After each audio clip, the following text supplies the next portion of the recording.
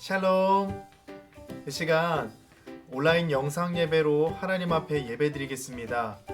신령과 진정으로 하나님 앞에 예배드리길 원하는데, 그러기 위해서 이 시간 성경책을 자리에서 잘 준비하고 몸과 마음을 하나님 앞에 구별하여서 예배드리겠습니다.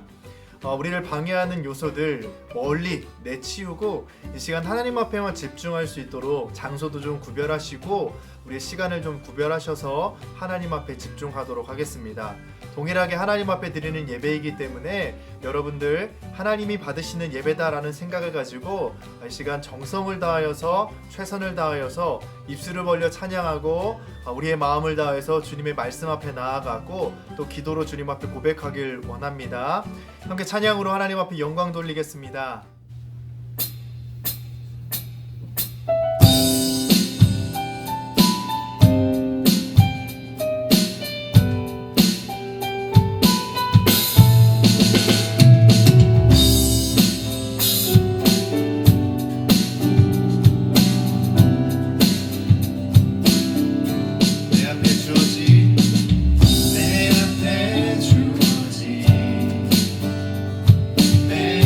삶을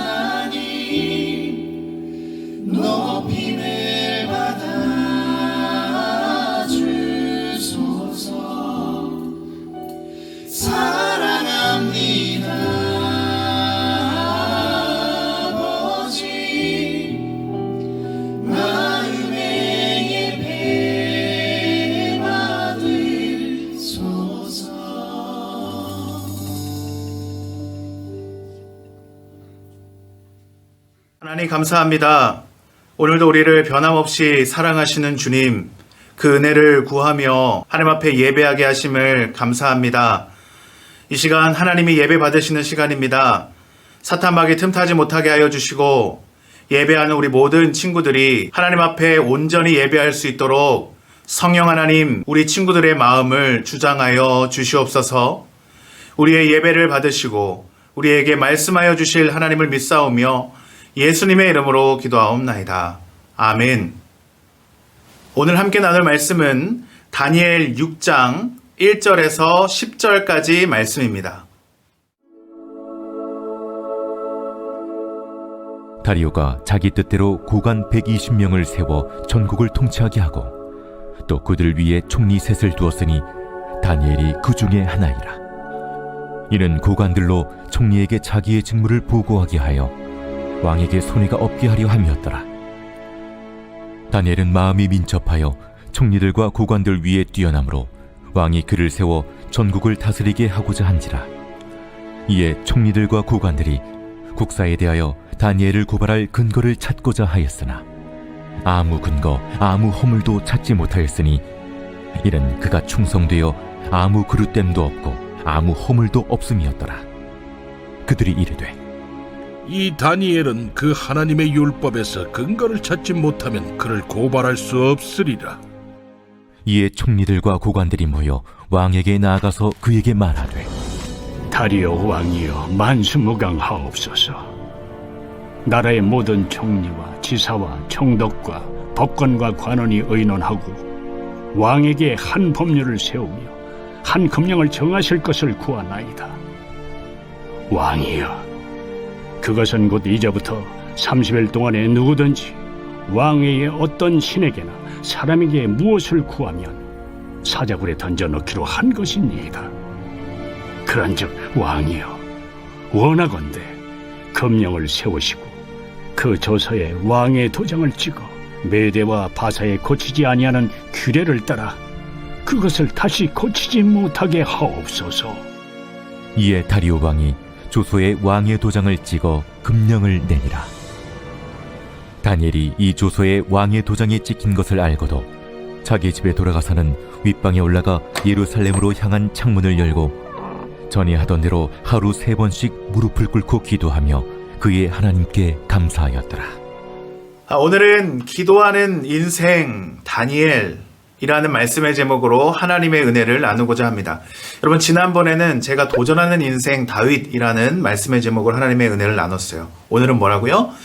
기도하는 인생 다니엘이라는 말씀의 제목으로 한번 하나님의 은혜를 나누고자 합니다. 오늘 우리가 살펴볼 이 다니엘 6장은요, 이 다니엘 이야기 중에서도 아주 하이라이트에 속하는 부분입니다. 어떤 사건인가 제목을 붙여보자면 사자굴 속의 다니엘이라고 할 수도 있죠. 우리가 읽은 부분은 그 중에서 앞부분에 해당하는 서론격에 속합니다. 여러분, 이 말씀을 이해하려면 그 배경에 대해서 알 필요가 있습니다. 오늘 말씀의 배경은 남유다가 이 바벨론에 의해서 멸망을 당하죠. 그리고 포로가 됩니다. 그런데 바벨론이 또 페르시아에게 정복을 당해요. 그래서 이제 남유다 백성들은 페르시아의 포로가 되었는데 오늘 본문은 이 페르시아가 남유다를 정복하고 있을 그 당시 상황입니다. 다니엘은 이스라엘 사람, 그러니까 당시의 포로 신분이었어요. 그런데 그 다니엘이 다른 사람들보다 얼마나 뛰어났던지, 실력이 얼마나 뛰어났던지 다리오 왕은 그 다니엘을 3명의 총리 중에 한 사람으로 세웠을 뿐만이 아니라 그를 뭐로 세운 거예요? 2인자로 세우는 거죠. 국무총리로 세운 겁니다. 그런데 문제는 이 사실을 나머지 2명의 총리와 120명의 고관들이 알았다는 것입니다. 그리고 그들은 들고 일어납니다. 아니, 유대인 포로 출신 다니엘이 총리 3명 안에 들어가 있는 것도 화가 나 죽겠는데 2인자를 만들려고 하니까 내가 그 꼴은 볼 수 없다 라고 하면서 들고 일어나게 된 거죠. 근데 문제는 이 다니엘을 끌어내리려고 하는데 다니엘에게서 아무런 허점을 찾아낼 수가 없는 겁니다. 어떻게 그럴 수 있었을까요? 여러분, 정치하는 사람들 중에 털어서 먼지 안 나오는 사람이 있습니까? 없죠. 거의 없습니다. 그런데 이 다니엘은 털어서 먼지 하나 나오지 않았다는 거예요. 어떻게 그럴 수 있었을까요? 그것은 다니엘은 늘 하나님 앞에 코람데오 삶을 살았기 때문입니다. 하나님을 늘 의식하면서 살았습니다. 하나님 앞에서 늘 정직하게 살았어요. 그래서 그들은 도무지 다니엘의 허점을 찾아낼 수가 없었습니다. 궁여지책으로 하나 찾아낸 게 다니엘의 신앙이에요. 이 신앙을 가지고 꾀를 낸 겁니다. 한 가지 꾀를 내어서 왕에게 찾아가서 이렇게 말합니다. 왕이시여, 이 나라의 총리들과 행정관들과 지방장관들과 고관들 함께 모여서 의논한 것이 있습니다. 왕께서 한 가지 법을 만들었으면 좋겠는데요. 이제부터 30일 동안 왕이 아닌 어떤 다른 신이나 사람에게 기도를 한다면 누구든지 사자굴 속에 던져 넣기로 했으면 좋겠습니다. 라고 이런 제안을 합니다. 이건 믿음이 있었던 다니엘을 공경에 빠뜨리기 위한 이 신하들의 술책이었는데요. 이 다리오 왕은 이걸 좋게 여겨요. 아유, 좋다. 왕권을 강화하고 싶었던 이 다리오 왕의 마음이 있었던 것 같습니다. 그래서 좋다 하고 그것을 받아들인 정도가 아니라 이 조서에 자신의 도장을 꽝꽝꽝 찍으면서 그 누구도 그 명령을 바꿀 수 없도록 만들어버립니다. 여러분, 이런 상황에서 다니엘이 어떻게 합니까? 어떻게 행동해요? 하나님 앞에서 기도합니다. 그렇다면 여러분, 좀 더 구체적으로 다니엘은 어떻게 하나님 앞에 그런 상황 속에서 기도할 수 있었을까요? 어떤 태도를 가지고 기도했을까요? 어떤 태도를 가지고 어려운 상황들을 이겨낼 수 있었을까요? 오늘 말씀을 통해서 한 2가지 정도로만 살펴보고자 합니다. 첫 번째, 같이 따라해 보겠습니다. 상황에 굴복하지 말고 기도해야 합니다. 다시 한번요. 상황에 굴복하지 말고 기도해야 합니다. 아멘. 오늘 본문 말씀 10절 말씀인데요. 아주 중요한 핵심 구절입니다. 우리 10절 말씀을 같이 읽어보도록 하겠습니다. 다니엘이 이 조서에 왕의 도장이 찍힌 것을 알고도 자기 집에 돌아가서는 윗방에 올라가 예루살렘으로 향한 창문을 열고 전에 하던 대로 하루 3번씩 무릎을 꿇고 기도하며 그의 하나님께 감사하였더라. 아멘. 당시 여러분, 왕이 조서에 도장을 꽝꽝꽝 찍으면 아까 말했듯이 누구도 그것을 거역할 수 없었어요. 아주 절대적인 힘을 가지고 있었습니다. 만약 이 조서에 기록된 것을 어긴다면 죽을 수도 있었어요. 처형당했습니다. 다니엘도 그 사실을 알았습니다. 그런데 다니엘은 어떻게 반응합니까? 적당한 타협이 없죠. 타협이 없습니다. 오히려 전에 하던 대로 예루살렘을 향하여서 창문을 활짝 열고, 여러분, 창문을 활짝 열면 사람들이 보겠죠. 그런데 창문을 활짝 열고 오히려 기도합니다. 물론 여러분, 이 말씀을 잘못 적용해서는 안 됩니다. 이 말씀을 잘 적용하셔야 돼요. 말씀을 잘 이해하셔야 됩니다. 이것을 코로나에 잘못 적용해서 그래, 우리도 다니엘처럼 사람들 시선 두려워하지 않고 마스크 벗고 방역지침 지키지도 않고 예배 드리면 돼, 뭐 이런 식으로 받아들이면 된다 안 된다? 안 된다는 거예요, 여러분. 이건 아닙니다. 그렇다면 여러분, 오늘 우리가 이 말씀을 어떻게 적용해야 될까요? 다니엘 이 모습을 통해서 우리가 무엇을 배울 수 있을까요? 이렇게 적용해야 되는 것입니다. 상황과 환경에 굴하지 않고 하나님 앞에 일관되게 무릎 꿇고 기도했던 이 다니엘의 태도를 우리가 배워야 돼요. 코로나19로 우리가 어쩔 수 없이 온라인 예배로 드리지만 이것으로 여러분 만족하십니까? 와, 온라인 예배 짧아서 좋네, 너무 좋다, 막 이런 마음 있습니까? 여러분, 그러는 순간 여러분의 믿음은 망한 겁니다. 신앙은 망한 거예요. 여러분, 우리는 알아야 됩니다. 상황이 어떻든, 상황이 좋든 좋지 않든, 예배당에 모여서 예배를 할 수 있든 하지 못하든 우리가 할 수 있는 최선을 다해야 합니다. 목사님이 이런 코로나 상황에서 이길 수 있는 가장 최선의 방법이 무엇일까 한번 생각을 해봤어요. 여러분, 다른 것이 없습니다. 이런 상황에서 우리가 할 수 있는 것은, 가장 최고의 행동은 바로 기도입니다. 이 모든 상황과 문제를 이기게 하실 하나님께 기도하는 거예요. 나 자신만을 위해서 기도하는 것이 아니라 가정과 교회를 위해서, 대한민국과 한국 교회를 위해서, 또 세계와 열방을 위해서 하나님, 코로나19 사태가 속히 끝날 수 있도록 도와주세요. 지금도 어려움을 겪고 있는 많은 사람들 하나님 도와주세요. 하나님, 복음의 길이 막히지 않을 수 있도록 은혜를 베풀어 주세요. 이렇게 우리가 기도해야 한다는 것이죠.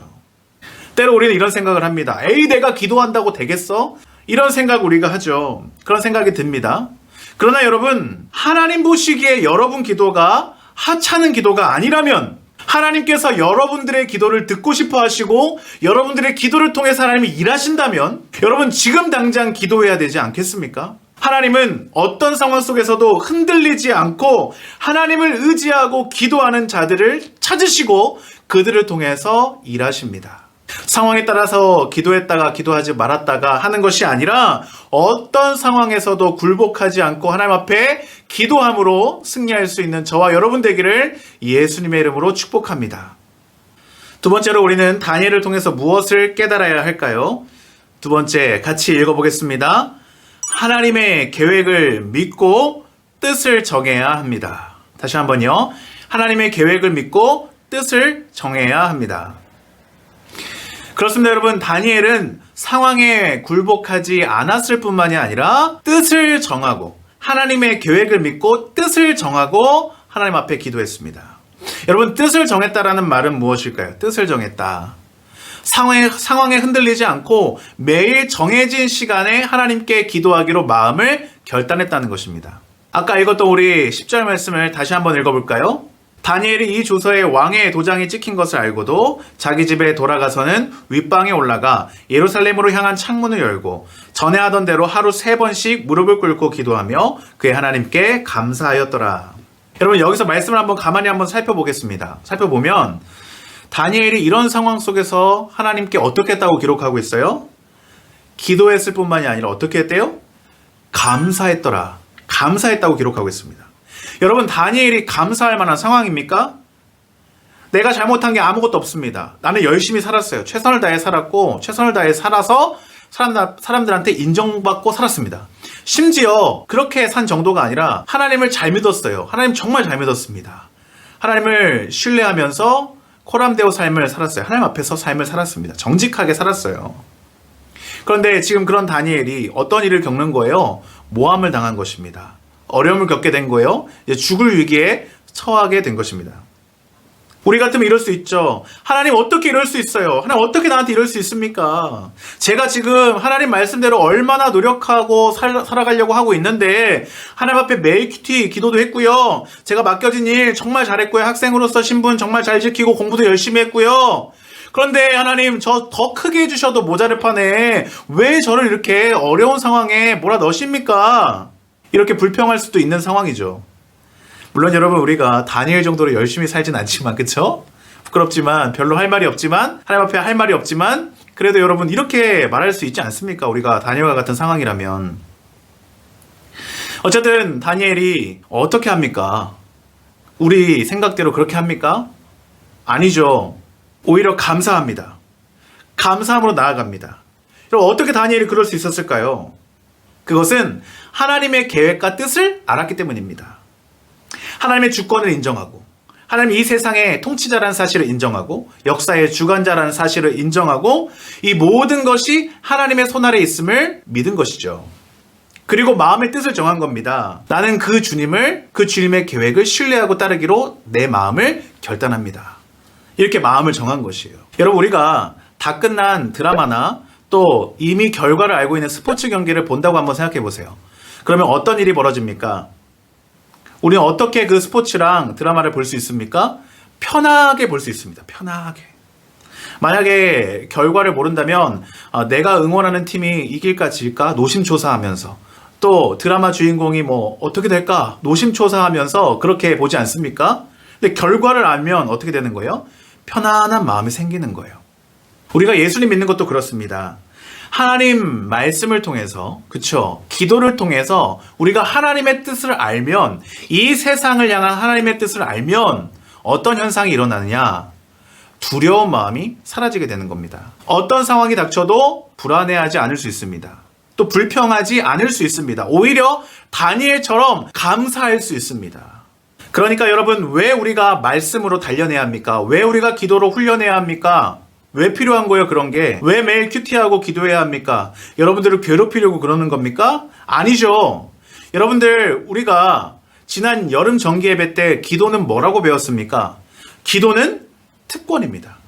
뭐라고요? 기도는 특권이에요.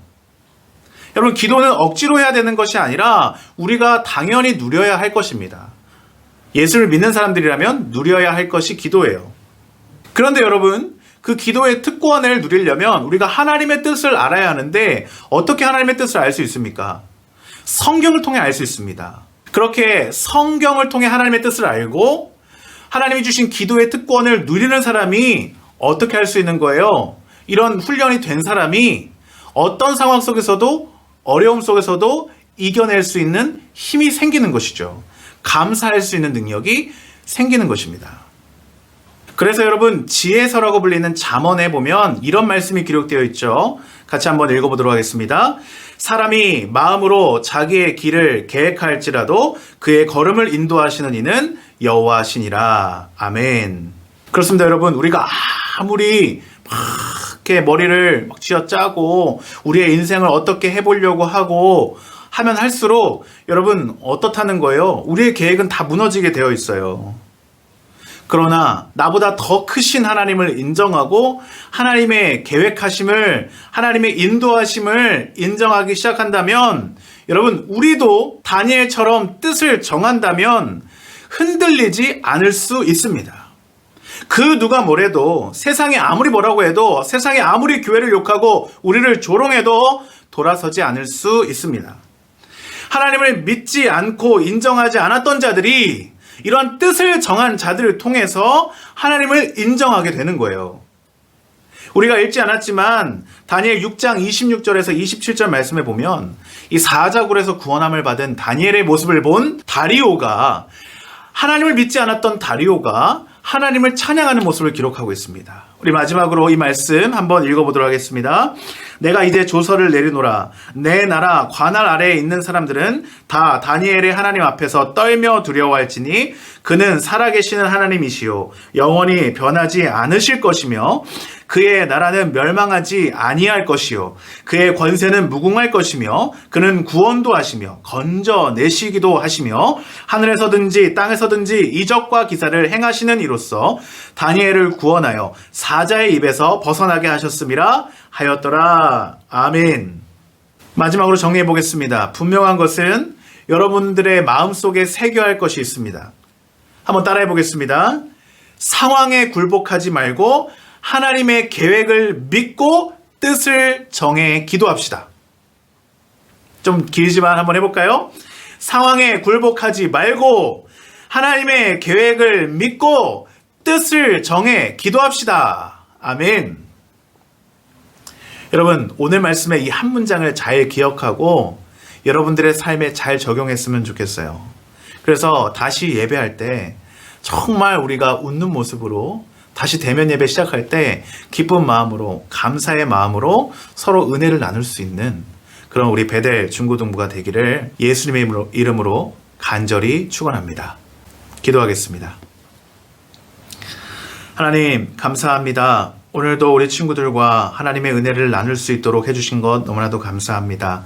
이 말씀, 또 다니엘을 통하여서 우리가 배울 수 있는 이 태도와 또 신앙의 모습들을 우리 안에 잘 적용할 수 있기를 원합니다. 코로나19로 우리가 함께 모여 예배할 수는 없지만 각자의 자리에서 또 삶의 자리에서 하나님의 은혜 가운데 하나님의 자녀로서 그리스도인으로서 부끄러운 모습을 보여주는 것이 아니라 담대하게, 강하게 다니엘처럼 마음과 뜻을 정하여서 하나님 앞에 바로 서서 오히려 이 세상을 부끄럽게 하고 이 세상 모든 사람들에게 하나님을 보여줄 수 있는 그런 그리스도인들이 되게 하여 주시옵소서. 감사합니다. 예수님의 이름으로 기도합니다. 아멘. 하늘에 계신 우리 아버지여, 이름이 거룩히 여김을 받으시오며 나라에 임하시오며 뜻이 하늘에서 이루어진 것 같이 땅에서도 이루어지이다. 오늘 우리에게 일용할 양식을 주옵시고 우리가 우리에게 죄 지은 자를 사하여 준 것 같이 우리의 죄를 사하여 주옵시고 우리를 시험에 들게 하지 마옵시며 다만 악에서 구하옵소서. 대개 나라와 권세와 영광의 아버지께 영원히 있사옵나이다. 아멘.